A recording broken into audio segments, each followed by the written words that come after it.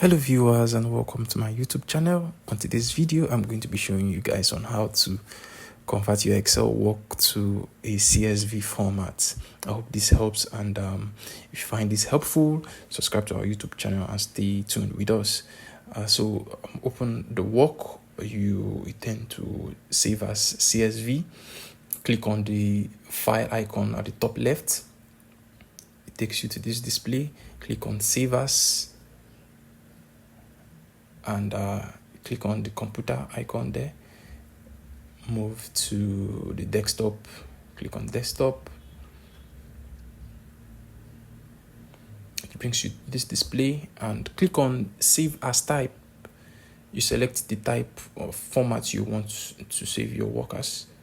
There are different options, but we are going for CSV. Yep, here we go, CSV. Then edit my name. So I'm saving it as my work, and we are good to go. As simple as ABC. So if you find this video helpful, stay tuned with us and subscribe to our YouTube channel. Thank you very much for watching.